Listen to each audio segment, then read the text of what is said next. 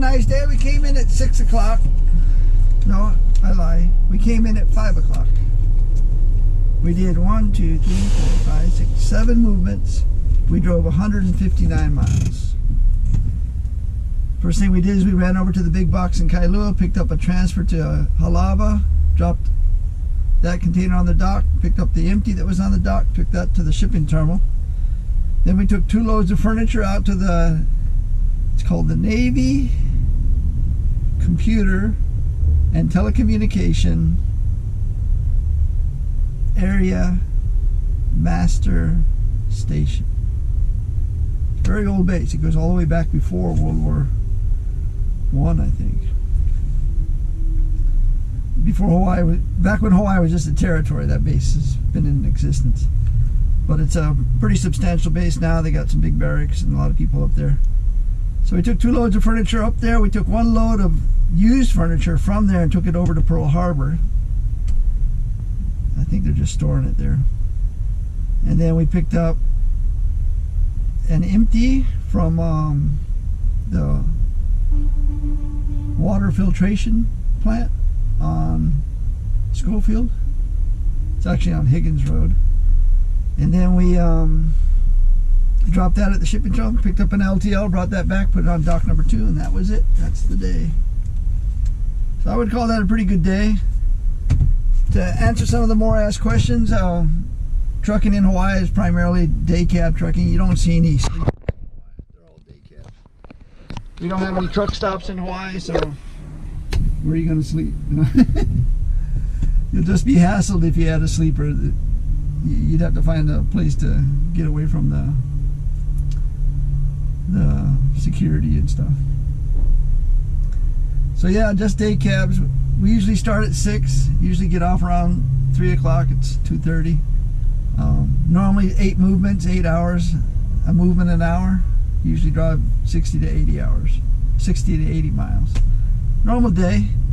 Most asked question is usually, are they hiring? Yes, everybody in Hawaii is hiring. We have one of the lowest unemployment rates in the nation, and there's a definite shortage of good workers, if you know what I mean. There's also a shortage of workers, but there's definitely a shortage of good workers. And so yeah, everybody will hire you. You just got to catch them at the right time. They don't hire every single day. They got to train people up. So they're constantly hiring and training, hiring and training. It's non-stop for as long as I've lived in Hawaii.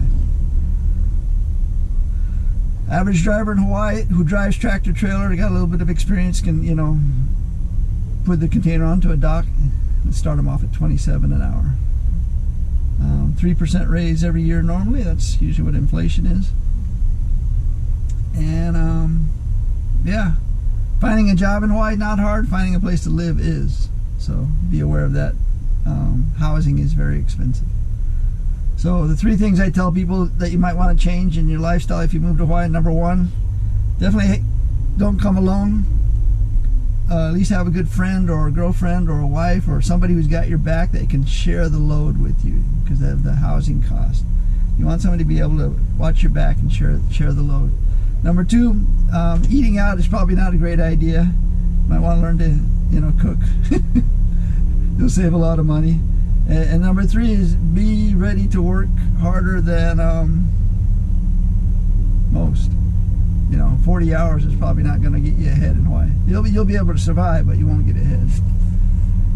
If you do those 3 things, share the load, work hard, and learn to cook, you can definitely get ahead. That's what I did. How did I get here? That's a question I got just the other day.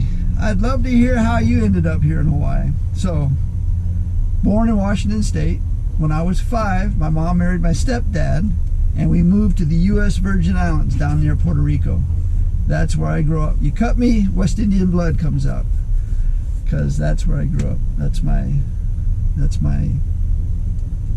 cultural upbringing. So if you're from the West Indies, if you know West Indians, you kind of have an idea. It's a little bit different culture. It's ethnically very diverse, but it's also piracy and slavery is a big part of the history of the islands. Hard work is a common theme in the islands. Everybody's trying to get ahead, and everybody's pretty common sense savvy. Growing up in the Caribbean, you can't go to the store and buy it new. You have to fix it, or find somebody who knows how to fix it. Otherwise you're going to be waiting forever to replace it. And I have lots of stories about that. So I moved there when I was 5. Spent a few years in St. Thomas and a few years over in St. John, and then a couple more years back in St. Thomas. Right out of high school, I was teaching scuba diving. I was a dive master for a water sports center, and I was working at night as a waiter. And then the hotel where I was working at night found out that I had a 100-ton license, and they needed somebody to run the ferry boat between the island that the hotel where I worked on was on. So I ran ferry boats, and as a result of that, I started driving crew boats a couple on the weekends, and we were doing charters and dive charters, and wherever they needed a licensed captain on board. I was young and dumb, and I'd work for like next to nothing. And so that was a lot of fun. I was doing a lot of different things all the time. But my primary job was either running the ferry boat or working as a waiter at night. And I would go until from 5 in the morning till midnight, just about every day, 7 days a week. And so everybody else was doing that, so I didn't think anything of it. Working 7 days and working more than 12-hour days. That's how I grew up. So a hurricane came along, wiped out the hotel where I was working and getting all that work. Another hurricane came along a week later. This is Hurricane Frederick and David. You can look them up. I can't remember what year it was. It was probably like 79, 78. Wiped out the hotel. Second hurricane wiped out the place where I was living. Took the roof right off the condominium. And my mom was living in New York with my younger brother and sister, so I called up Mom and said, "Mom, can I come and live with you for a while till I get settled?" So that's been kind of a common theme in our family throughout the years. We've lost homes several times due to hurricanes in the Caribbean. And one was in Long Island, Sandy. I remember that. So I moved to New York. I think I was 21. I love New York. It was everything the Virgin Islands was. It got a great streetwise education. Another diverse town. So learning a lot about different cultures, both in the Caribbean, now in New York. And was a bicycle messenger and a truck driver. I did courier work. This is back before fax machines and cell phones, so it's a different time. But I hated the winter. I couldn't stand the winter, and I had a friend that I went to high school with who ended up here in Hawaii. He went up to Alaska to go to school because the University of the Virgin Islands and Alaska shared credits, and Fairbanks, Alaska, and Hawaii shared credits. So he went from Virgin Islands to Fairbanks and then hit Hawaii, and he calls me in New York and says, "Man, you got to come out to Hawaii. It's like the Virgin Islands and New York put together. It's, Palm palm trees, beaches, and girls, and got a big major city. And it's not like the islands where we grew up, where the joke was, "You want it when?" No way. But yeah, so I came out in, it was 83. Came out in 83 and fell in love with Hawaii the second I got off the plane. I wanted to live in Hawaii. So I spent a few months here. Then I went back to New York, because that's where I knew how to make money. Made some money, came back to Hawaii again. I think it was 85. Stayed a little bit longer. Hadn't quite figured it out. Now remember, I don't know anybody in Hawaii except for my friend. You know, no family, didn't go to school here. And I didn't have a lot of money. I had like, $500 when I would come out. So I did that 3 or 4 times, and finally in 1987, so I'm 27 years old, I got $700 in my pocket, and a girlfriend that I started hanging out with, and we moved to Hawaii. And I got a job at a 1-hour photo, because that's my friend who was living here. He was the manager, so he got me a job as a cashier.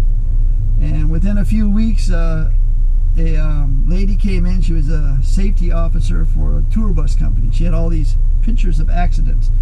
Again, this is 1-hour photo. This is when beepers were just coming into things, so nobody had cell phones or anything like that.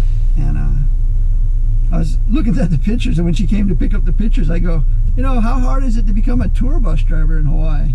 And she goes, now remember, Hawaii's got one of the lowest unemployment rates in the nation. Always been like that. She goes, why? Do you know how to drive? I go, yeah, I drove truck in New York for a while. Really? I tell you what, if you drove truck in New York, I promise you, you come down Monday, and by the following Monday, I'll have you on the road driving tour buses. And that's exactly what happened. Spent 1 week training after work from 5 to 7 every day, and that was the thing. If you showed up every day, by the end of the week, you were on the road driving tour buses. So I drove tour buses here in Hawaii for 10 years, Trans-Hawaiian. Did all the tours. That's where I met my first wife. Was doing the Hilo Hattie shuttle, and she was a worker for Hilo Hatties. And drove tour buses for 10 years. The first Gulf War came along, wiped out the tour industry for a while. And I walked across the street from Trans-Hawaiian to BFI, Browning Ferris Industries. And at that same time, my first marriage had basically run its course. And I think it was an age difference. I was 9 years older. So now I'm across the street, no more tour bus. I'm driving garbage trucks, roll-offs. I drove roll-offs for 2 years, and I enjoyed it, but I was hungry for money, so front loaders made $1 more. So I went to front load and drove front load for 5 years, and found out that the relief driver who takes care of the route when anybody goes on vacation makes 75 cents more than everyone else. So that's the job I wanted. So you can see I was still a little ambitious, trying to get ahead. And so I was driving tour buses now at night, doing shuttles, and garbage truck during the day. So I'm still at 7 days a week and working more than 12 hours normally, because the garbage truck, he'd come in at like 5 and get off around 5. And then I go drive tour bus for another 3 or 4 hours. So that's where I was. And what happened is I was constantly getting hurt driving garbage truck, either hitting the shin or smashing my hand, or my wrist to this day aches all the time. Shoulders hurt all the time. Knees hurt all the time. And neck hurts all the time. So I was going to chiropractors, and I was, I had a steady supply of painkillers and muscle relaxers.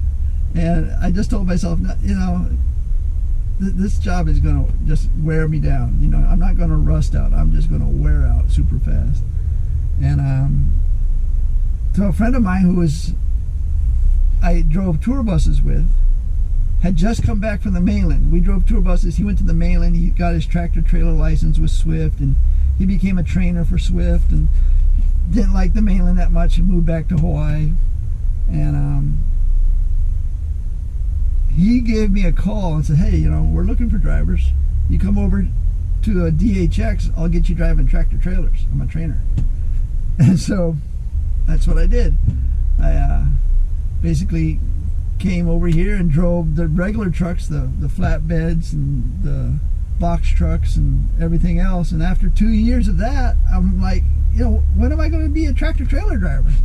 And they go, oh yeah, we're working on it. And then it kind of dawned on me, and this should dawn on a lot of people, if you're going to go that route, understand that this is a freight forwarding company, not a tractor trailer training company.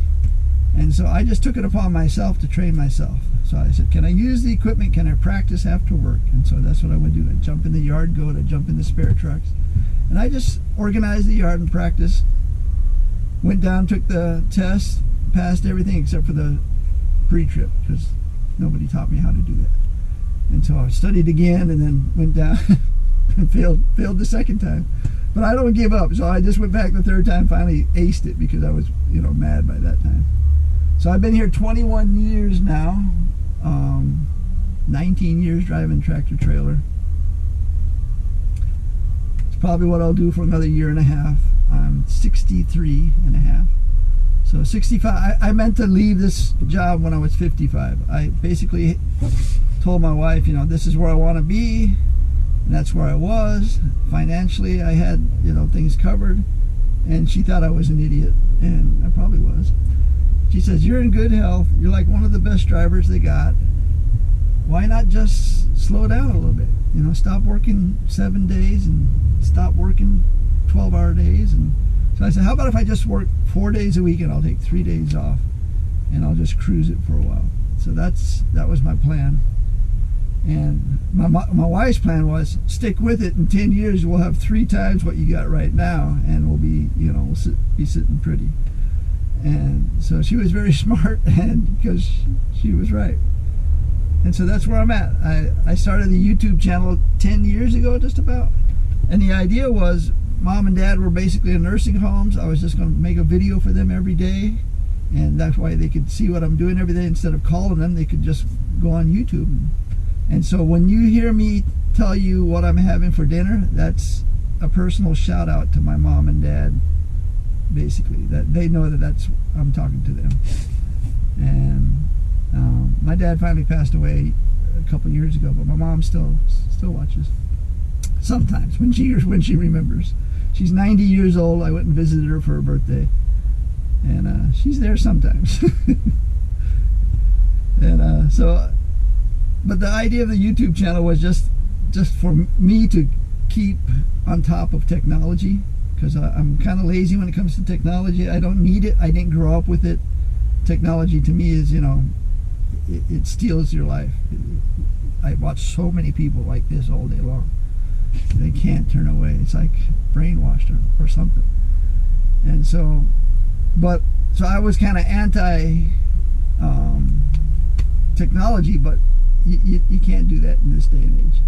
So I forced myself and started a YouTube channel and said I'm gonna do, I look at people that watch my YouTube and then I click on them, and nobody's ever made a YouTube video. They're all watching YouTube, but nobody's making YouTubes, and that's the hard part, because that'll force you to see how well you are with technology.